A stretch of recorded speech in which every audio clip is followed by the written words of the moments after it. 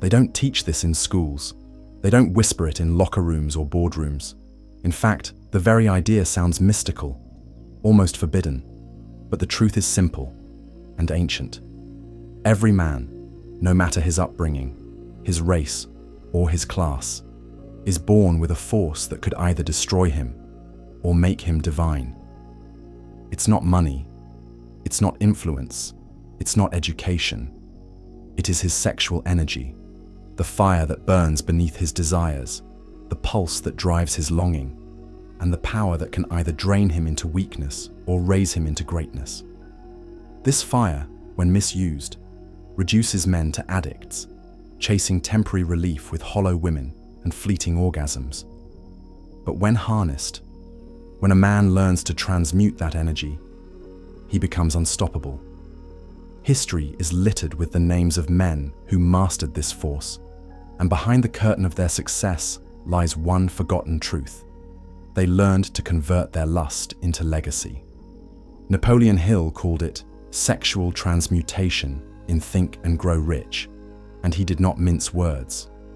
He stated plainly that behind every great man was an erotic energy that had been redirected toward ambition, not wasted on release. The men of greatest achievement, Hill wrote, are motivated by the influence of a woman, but they channel that desire into building. That's the secret. Sexual energy is the most primal and potent of human drives. It creates life. But life doesn't just mean babies. It means ideas, art, empires, movements. That same drive that urges a man to chase a woman can be rerouted to chase his destiny. The very biology that compels you to conquer her body can be transformed into the hunger to conquer the world. But most men never make that switch. Most men spill it, literally and metaphorically, at the feet of fleeting pleasure, waking up drained, dull, and empty. They confuse orgasm with victory and release with reward. They never realize the real game is in retention, in refinement, in redirection.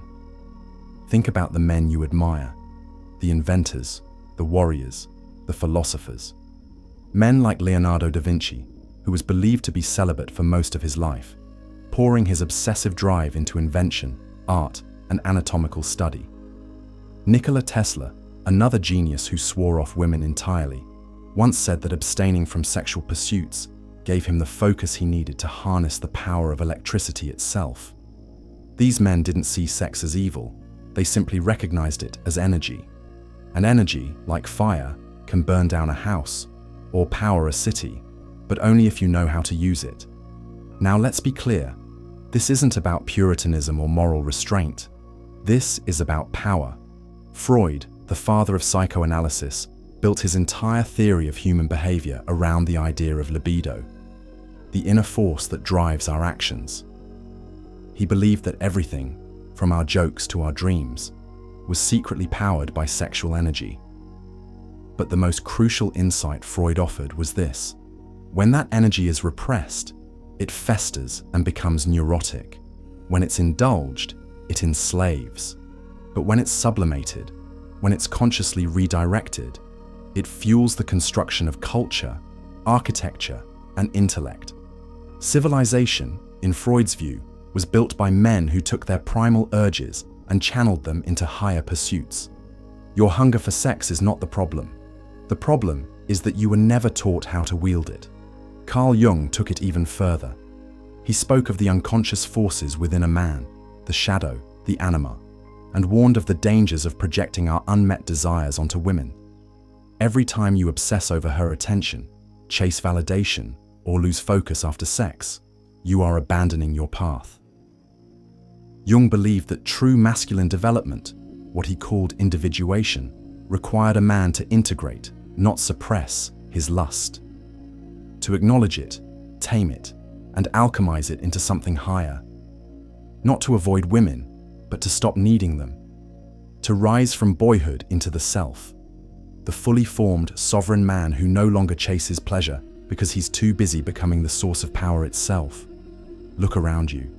Look at what porn has done to modern men. Look at the blank stares, the low energy, the addiction to novelty, the emasculation. This isn't a coincidence. The system is designed to keep you drained, physically, mentally, spiritually. A man who spills his essence daily is a man who cannot build.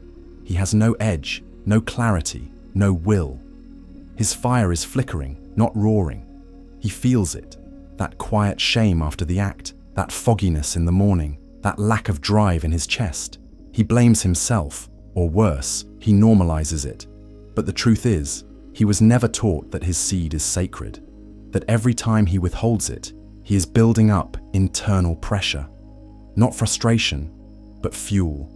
And when that fuel is paired with discipline, it becomes creativity, it becomes courage, it becomes charisma. In the alchemy of lust, you'll be taken deep into the ancient and forgotten discipline of sexual transmutation, a principle once reserved for monks, warriors, kings, and creators. Do you want to know why some men walk into a room and command it? Why others chase and beg, but he remains still, and yet the world leans in? It's not just posture or wealth, it's energetic. The man who retains his sexual energy radiates a different frequency. His eyes are sharper, his voice carries weight, his movements are intentional. He doesn't flinch because he's not scattered. He doesn't crave because he's already full. Women sense it, men respect it, the world responds to it. The ancients knew this. The monks practiced celibacy, not as rejection of pleasure, but as a cultivation of power. The samurai practiced seishi o tataru, the retention of life force, to stay focused in battle. Even spiritual texts hint at it. Do not waste your seed, they warn. Guard your essence. Why? Because your essence is your creative force, not just for reproduction, but for legacy, for greatness, for destiny. The modern man laughs at this. He mocks the idea of retention, calls it superstition. But look at his life. Is he sharp? Is he magnetic? Is he building anything that will outlive him? The answer is often no, because he trades his kingdom for a few minutes of ecstasy. He gives away his crown for a temporary high, and worst of all, he doesn't even realize it. But you do now. You've seen the fire. You've felt its pull. And if you're still reading, it means part of you is ready to take it seriously, to master it. Because in the next part, we'll go deeper into the methods, the rituals, and the real-world application of this power. Not just theory, but practice. You will learn how to turn your lust into laser focus, your urges into ambition, your fantasies into your future, because the man who conquers his lust will never again be conquered by the world. The man who holds his seed holds his sword. And not just in battle, but in boardrooms, in bedrooms, in moments of silence where his presence speaks louder than 1,000 words. You see, once a man understands the force within him, that primal, ancient, world-shaping energy we call libido, he has two options: waste it or wield it. Most will waste it because they have no guidance. They'll chase women with hungry eyes, drain themselves night after night, and live in a state of silent depletion, wondering why they lack purpose, discipline, or momentum. But the few who dare to retain it, to redirect it, to transmute it, become a different species altogether. Their mind sharpens, their body responds, their spirit rises. They become men of substance, magnetism, and control, not because they suppress their sexuality, but because they finally learn to master it. Let's talk about how. First, transmutation begins with awareness. You must see your lust not as shameful, but as sacred energy. When an urge arises, don't run from it. Observe it, understand it. Ask, what could this energy become if I didn't waste it? That one moment where you pause, breathe, and choose creation over craving is the start of your transformation. Hill called this raising the vibration of energy. Instead of allowing it to discharge through the lower centers of the body, you elevate it to the higher ones, the mind, the heart, the spirit. This is not mystical nonsense. It's real biology. Dopamine, testosterone, neurochemicals. All of it shifts when you delay gratification. When you withhold release, your body interprets it as a signal to grow, to hunt, to build. You become more alert, more dominant, more decisive. But awareness alone is not enough. Next comes containment. This is the warrior phase. The battlefield is within, in your fantasies, your cravings, your scrolling fingers. And this is where most men fall. But here's the secret. The longer you hold, the hotter the flame burns. And the more you must learn to channel it. That's where physical discipline comes in. Workout, sweat, build something, write, lead, move your body so your mind doesn't become a prison. Most men fail at retention because they do nothing with the energy, and so it turns against them. They become irritable, agitated, lost. But when you use that energy, it becomes momentum. And momentum in a man's life is everything. Once you learn to contain it, the final step is conversion. This is where we begin to alchemize. What do you want to build? A business? A body? A legacy? Let your libido fund it. Use the energy that once chased women to chase your vision. Do you think Elon Musk got where he is because he was chasing tail every weekend? No, he became magnetic because he was obsessed with purpose. And when you chase purpose, the women chase you. That's the paradox of erotic alchemy. The more you transmute, the more attractive you become. Not just to women, but to opportunity, to allies, to fortune itself.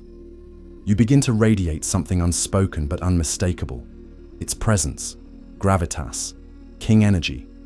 Carl Jung said the man who integrates his shadow becomes whole. And what is lust, if not a shadow emotion? Repressed, it leads to addiction. Indulged, it leads to weakness.